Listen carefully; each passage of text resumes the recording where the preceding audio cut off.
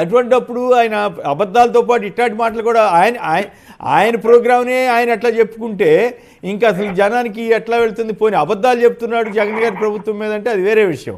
అది కాకుండా ఆయన ప్రోగ్రామ్నే ఆయన అట్లా 450 రూపాయలకి ఇచ్చారని చెప్తుంటే ఇక అసలు నాకైతే అర్థం కావట్లేదు. 8 లక్షల రూపాయలు భారం వేసారని అబద్ధం సంగతి పక్కన పెడితే. రైట్.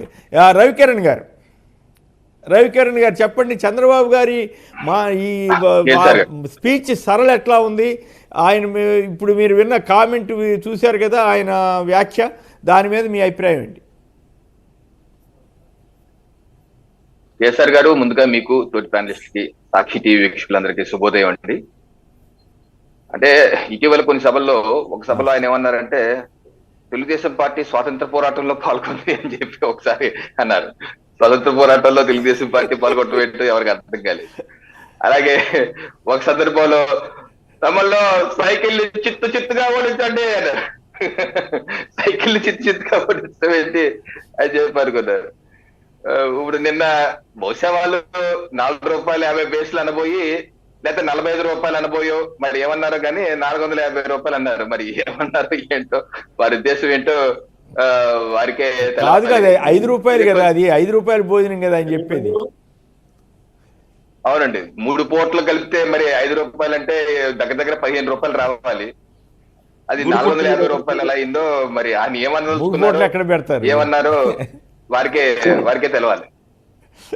అయితే ఇసుక గురించి కర్ణం ధర్మశ్రీ గారు ఒకసారి దాని మీద తర్వాత రుణాల దగ్గరికి వస్తాను. ఇసుక గురించి తెలుగుదేశం పార్టీ ఎంత తక్కువగా మాట్లాడితే అంత మంచిదండి. ఎందుకంటే గత చరిత్ర ఎవరు మర్చిపోరు కదా. ఇప్పుడు ఈ వనజాక్షి గారి ఎపిసోడ్ అందరికీ గుర్తే ఉంది కదా. ఈ రోజు కూడా ఎంఆర్ఓ వనజాక్షి గారిని ఎందుకు చింతనేని ప్రభాకర్ గారు కొట్టారు, ఎందుకు ఆవిడ రోధించింది?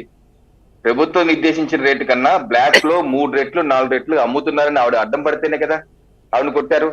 అప్పుడు కేసు పెట్టారా? చింతమనేని మీద కేసు పెట్టారా? ముఖ్యమంత్రి గారు సెటిల్మెంట్ చేశారా? మరి చట్ట ప్రకారం కేసులు పెట్టాలి కదా. ఒక అధికారి మీద చేసుకుంటే కేసులు పెట్టాలి కదా. ఆ రోజు మనం కేసులు చూడలేదు. ముఖ్యమంత్రి గారి కార్యాలయం పిలిపించుకొని సెటిల్మెంట్ చేశారని ఆ రోజు మనం చూడటం జరిగింది. అలాగే తెలుగు ఈనాడు పత్రికలోనే ఆ రోజుల్లో ఎవరు రాశారు, ఉప్పులూరి మురళీకృష్ణ గారును చక్రవర్తి గారు ఈనాడు పేపర్లోని ఇసుకాసురులు అనే ఒక శీర్షిక కింద ఏ జిల్లాల్లో ఎంతెంత తినేస్తున్నారు, ఏ జిల్లాల్లో ఎంతెంత తినేస్తారని జిల్లాల వారీగా మొత్తం ఇచ్చారు ఈనాడు పేపర్లోనే. మరి ఇదంతా అవినీతే కదా. ఈ అవినీతికి మరి ఆంధ్ర ప్రభుత్వంలో జరిగింది కదా, దానికి కూడా సమాధానం చెప్పాలి కదా. అలాగే ఇటీవల ఇప్పుడు అదే ఈనాడు అసలు అప్పుడు అద్భుతంగా జరిగిందని రాస్తాను. ఇప్పుడు అదే ఈనాడు అద్భుతంగా జరుగుతుందని అప్పట్లో ఉచితంగా అందరికి అందుబాటులోకి వచ్చేసింది, ఇప్పుడు రావట్లేదని అబద్ధాలు రాస్తా ఉంది అదే ఈనాడు పత్రిక. జనాన్ని ఎందుకు రామోజీరావు గారు అంతగా మోసం చేయాలనుకుంటున్నాడు?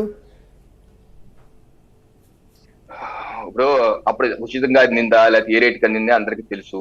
అలాగే ఇటీవల 25/8/2023 చంద్రబాబు నాయుడు గారు అమరావతిలోనే ఒక ప్రెజెంటేషన్ ఏర్పాటు చేసి వారి చెప్పారంటే జగన్మోహన్ రెడ్డి గారి ప్రభుత్వంలో ఇసుక తవ్వకాల్లో ఇప్పుడు వరకు 40,000 కోట్ల రూపాయల అవినీతి జరిగింది.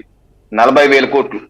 40,000 కోట్లు ఏమన్నారంటే ముఖ్యమంత్రి జగన్ గారు 4.5 ఏళ్ళలో ఇసుకలో 40,000 కోట్లు దోచేశారని తెలుగుదేశం పార్టీ అధినేత ధ్వజమెత్తారు. ఓకేనా, ఇది అయిపోయింది. దాని తర్వాత 2 రోజుల తర్వాత ఇప్పుడు 22/8/2023 నారా లోకేష్ గారు అదే అమరావతిలో పాదయాత్రలో 191 రోజు కృష్ణా జిల్లా గన్నవరంలో పాదయాత్రలో మాట్లాడుతూ జగన్మోహన్ రెడ్డి గారి ప్రభుత్వం రోజుకు 3 కోట్లు ఇసుకలో దోచేస్తున్నారు. రోజుకి 3 కోట్లు అంటే ఎంత అయింది? సంవత్సరానికి 1000 కోట్లు. అంటే 4.5 ఏళ్ళు ఎంత అవ్వాలి? 4,500 కోట్లు. అంటే కొడుకు గారేమో 4,500 కోట్లు అంటారు, తండ్రి గారేమో 40,000 కోట్లు అంటారు. ఏది నిజం? పక్క రోజులే. మళ్ళీ అది సంవత్సరం క్రితం, ఇది సంవత్సరం క్రితం కాదు. ఏది నిజం అర్థం కావట్లేదు ప్రజలు. కనీసం తండ్రి కొడుకులన్నా కూర్చొని మాట్లాడుకుంటే కరెక్ట్ గా సంఖ్య చెప్తే ప్రజలకు కన్ఫ్యూజన్ ఉండదు. అయితే ఈ ప్రభుత్వ హయాంలో అవినీతి జరగట్లేదా అంటే ఫస్ట్ లో 2-3 ఏళ్ళు అవినీతి జరగలేదు కానీ కేసీఆర్ గారు ఇప్పుడు గత 2 సంవత్సరాలుగా బాహటంగా అవినీతి జరుగుతుంది. ఇసుక రీచుల్లో కూడా తొలగిపోతున్నారు. ఎవరు ఇష్టం వచ్చినట్టు ఇష్టారాజ్యంగా ఉంది. గత తెలుగుదేశం హయాంలో ఏ రకంగా అవినీతి జరిగిందో అలా జరుగుతుంది. యథేచ్ఛగా చేసుకుంటున్నారు. రెక్టిఫై చేసుకోవాలి. అలాగే నెక్స్ట్ మీరు చెప్పండి నెక్స్ట్ రుణాల గురించి మీ టైం వచ్చాడు మీరు చెప్పండి. రుణాల గురించి రెండు అంశాలు ఏంటంటే, ఒకటి ప్రభుత్వం తీసుకునేటువంటి రుణాలు, అలాగే ప్రభుత్వం కుటుంబాల మీద మోపుతున్న భారం. నేను ఒక గణాంకం, రాష్ట్ర ప్రభుత్వం దువ్వూరి కృష్ణ గారు ఇప్పుడు 30 మార్చి 2022, నాకు లేటెస్ట్ గా నా దగ్గర ప్రింట్అవుట్ తీసుకోలేదు, ఇదే చూపిస్తున్నాను. 30 మార్చి 2022 దువ్వూరి కృష్ణ గారు చూపించినటువంటి, వారు ఇచ్చినటువంటి గణాంకాలు సాక్షి పేపర్ లోనే వచ్చింది. వారేమన్నారంట ఆ రోజు, మార్చి 2022 వరకు ప్రభుత్వం అధికారికంగా ఆర్బీఐ నుంచి తీసుకున్నటువంటి రుణాలు 3,90,610 కోట్లు. ఓకే, ఇది కాక ప్రభుత్వం గ్యారంటీతో తీసుకున్న రుణాలు 1,17,000 కోట్లు, ప్రభుత్వం గ్యారంటీ లేకుండా కార్పొరేషన్ ద్వారా తీసుకున్న రుణాలు 75,000 కోట్లు.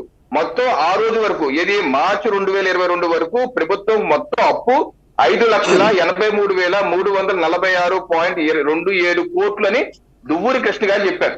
అంటే అయితే 2 ఏళ్ల క్రితమే 5 లక్షల కోట్లు 6 లక్షల కోట్ల వరకు చేరిపోయిందని దువ్వూరి కృష్ణ గారు చెప్తే, ఈ 2 ఏళ్లలో అది 8 లక్షల కోట్లు 9 లక్షలు అయి ఉండొచ్చు కదా, ప్రభుత్వ గ్యారంటీల ద్వారా అన్ని కలుపుకొని. సో ఆర్బీఐ ద్వారా లెక్కలు నిర్మలా సీతారామన్ గారు లోక్సభలో చెప్తుంది, ఆర్బీఐ ఇచ్చినటువంటి రుణాలు దువ్వూరి కృష్ణ గారు చెప్తుంది కార్పొరేషన్ ఇతర రుణాలు మొత్తం కలుపుకొని చెప్తున్నారు. బహుశా చంద్రబాబు నాయుడు గారు లెక్క అటు ఇటు అవ్వచ్చు, కానీ అదైతే 9 లక్షల కోట్లకు ఎంతో చేయని మాట వాస్తవం అయి ఉండొచ్చు. ఎందుకంటే లేటెస్ట్ కూడా తీసుకోవాలి. ఒకటి అయితే ప్రభుత్వం కుటుంబాల మీద భారం వేయలేదా అంటే, డబ్బులు కొంత ట్రాన్స్ఫర్ చేస్తున్న మాట వాస్తవే. దానిలో కేంద్ర ప్రభుత్వం కూడా పిఎం కిసాన్ అని ఇస్తుంది, అది కూడా కలిపేసి రాష్ట్ర ప్రభుత్వం చెప్పుకుంది. ఓకే, అయితే భారం లేదా? ఎందుకంటే ఇంటి పన్ను పెంచేశారు, కుళాయి పన్నులు పెంచేశారు, రిజిస్ట్రేషన్ ఛార్జీలు పెంచారు, కరెంటు ఛార్జీలు పెంచేశారు, అలాగే యూజర్ ఛార్జీలు పెంచేశారు, అలాగే బస్ ఛార్జీలు పెంచేశారు. ఇవన్నీ చూసుకుంటే కుటుంబాల మీద భారం ఉంది కదా, డబ్బులు కొంత ఇస్తున్నమాట వాస్తవే, భారం కూడా పెరిగింది. భారాన్ని మనం ఇగ్నోర్ చేస్తే సమంజసం కాదని నా అభిప్రాయం. రవికిరణ్ గారు ఒక మాట చెప్తున్నాను సార్, ఇది మీరు గమనించుకోవాలి. ఎంత భారం వేసినా కూడా అంత మించే ఆర్థిక సాయం అందుతుంది కదా. రైట్, ధర్మశ్రీ గారు ఇక్కడ ఒక మాట, రవికిరణ్ గారు ఒక మాట, ఇక్కడ మీరు చెప్పిన దానిలో కొన్ని వాస్తవాలు కూడా ఈ ప్రభుత్వం ఏ విధంగా చేసిందని కూడా ఒకసారి మీరు అది కూడా కోట్ చేస్తే బాగుండేది. వైఎస్ఆర్సీపీ ప్రభుత్వం 6.70 కోట్లు ఇసుక తవ్వకాలు జరిగితే మాకు రాష్ట్ర ప్రభుత్వానికి వచ్చినటువంటి ఆదాయం 2,300 కోట్ల రూపాయల ఆదాయం వచ్చిందండి. వాళ్ళు చెప్పినటువంటి మాటలు కాదు, ఇది ఫ్యాక్ట్, ఇది ఆన్ రికార్డు.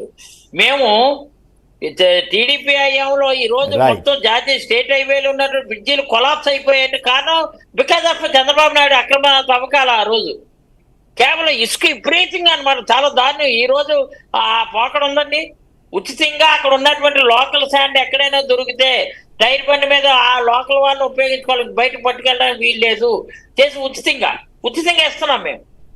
ఓన్లీ మా తోడారు ఉంది సార్, తోడారు నియోజకవర్గంలో మాకు బొడ్డేటి కొట్టు కొలాప్స్ అయిపోవడానికి, గౌరవం బ్రిడ్జి కొలాప్స్ అయిపోవడానికి, విజయరామరాజు బ్రిడ్జి కొలాప్స్ అయిపోవడానికి కారణం ఆ రోజు అక్రమంగా ఇసుకకి ఇష్టారాజ్యంగా వదిలేసి అక్రమంగా తవ్వుకెళ్ళిపోవడం, లారీ రోజుకి 1000 లారీల పైన అలా వెళ్ళిపోతుండే పరిస్థితి. ఎందుకు పోయింది? ఆ బ్రిడ్జీలు ఎందుకు కోల్పోయారు అంటే నాట్ ఓన్లీ మా కాన్ఫిడెన్స్, మిగిలిన ఏ కాన్ఫిడెన్స్ అంటే